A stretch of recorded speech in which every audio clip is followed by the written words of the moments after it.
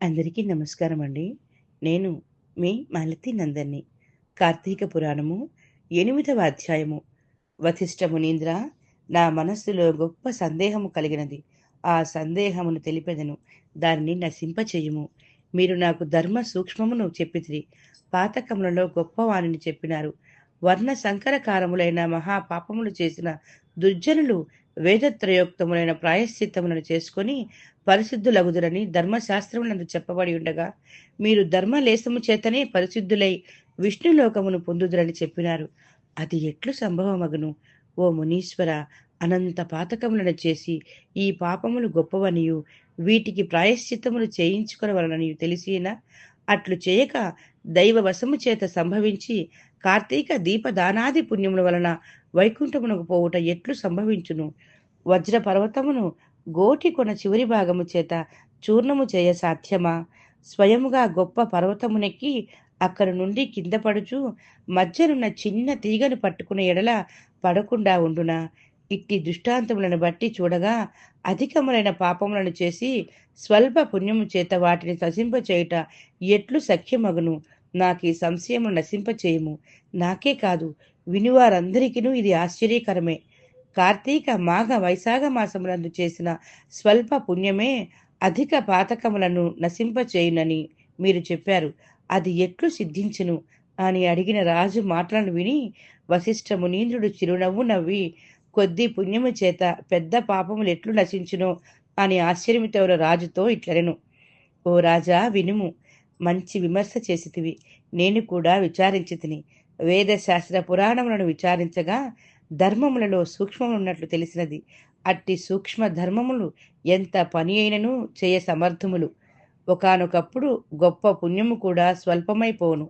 ఒకప్పుడు స్వల్ప పుణ్యమే అధిక ఫలప్రదమగును. కనుక ఈ విషయమునందు సందేహము పొందకు. చెప్పెదను, సావధానముగా వినుము. ధర్మములు గుణత్రయముతో కూడుకొని స్వల్పాధికములను. గుణములు సత్వము, రజస్సు, తమస్సు అనునవి మూడు. ఈ మూడు గుణములను ప్రకృతి వలన కలిగినవి. ప్రకృతి అనగా మాయ. అందులో సత్వగుణం వలన చేయబడిన ధర్మమును సూక్ష్మమందురు. ప్రాయశ్చిత్తములన్నీ తమస్సు వలన, కర్మకాండయంతయు రజోగుణం వలన కలిగినవి. తిరిగి జన్మ ఇచ్చునని తమోగుణం వలన చేసిన ధర్మము తామసమనబడను. ఇది నిష్ఫలము. ఇందులో సత్వగుణముతో చేయబడిన ధర్మమును సూక్ష్మమని నీకు చెప్పితిని. అది కొంచెమైనను కాలయోగము వలన వృద్ధి నొందును. దేశమనగా పుణ్యక్షేత్రము, కాలమనగా పుణ్యకాలము, పాత్రమనగా యోగ్యుడైన బ్రాహ్మణుడు. ఈ మూడు విధముల యోగ్యతను విచారించక విధిరహితముగాను మంత్రరహితముగాను చేయు దానాధికము తామసమనుమగును. ఇది ఎంత గొప్పదైనను సర్వ పాపనాశన సామర్థ్యం కలది కాదు.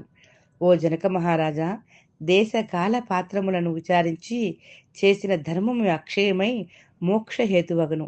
ధర్మము అధికమో స్వల్పమో కాలమును బట్టి విచారించి నిశ్చయించవలను.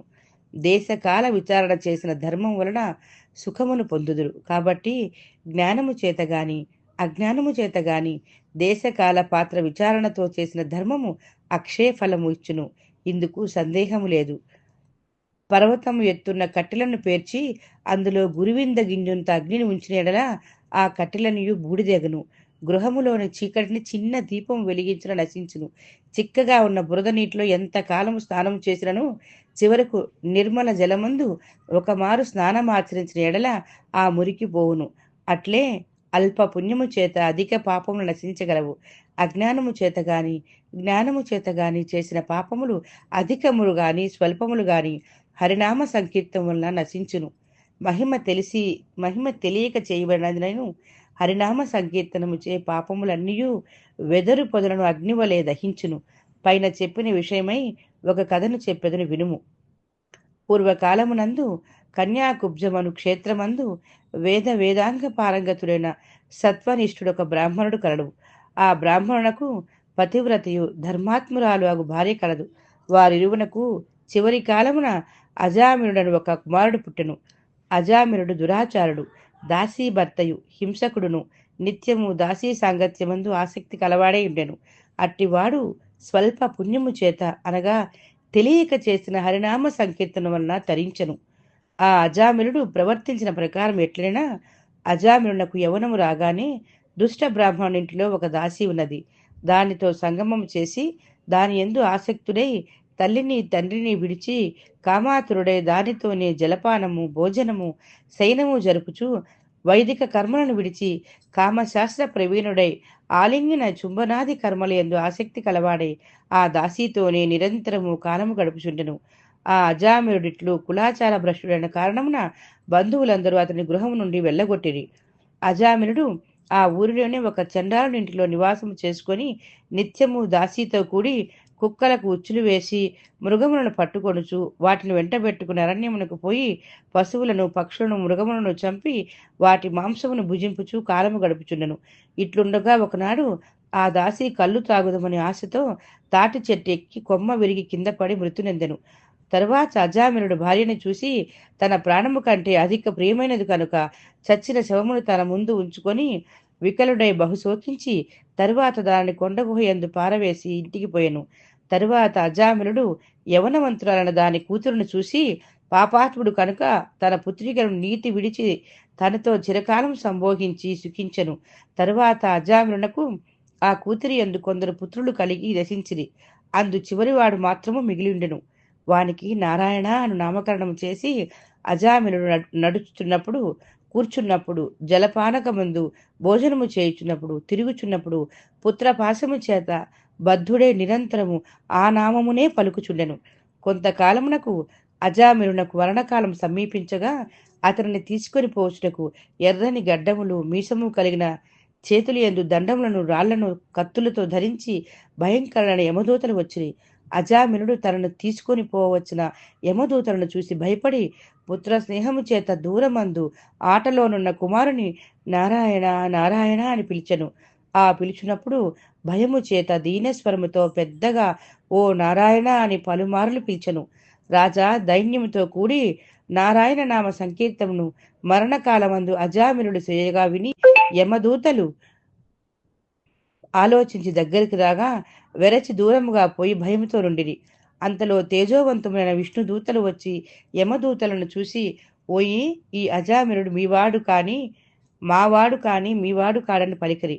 రాజా, ఆ విష్ణుదూతలు పద్మముల వలె విశాలమైన నేత్రములు కలవారను పచ్చని పట్టుబట్టలు ధరించిన వారును పద్మాలంకృతు పద్మమాలాంకృతులను కిరీటవంతులను కుండలధారులను మంచి మాలికలు వస్త్రములు ఆభరణములు కలవారను 4 చేతులు కలవారను సుందర దేహులను శంఖ చక్రములను ధరించివారును తమ కాంతి చేత దేశమంతయు ప్రకాశింపచేయువారు అయి ఉండిరి.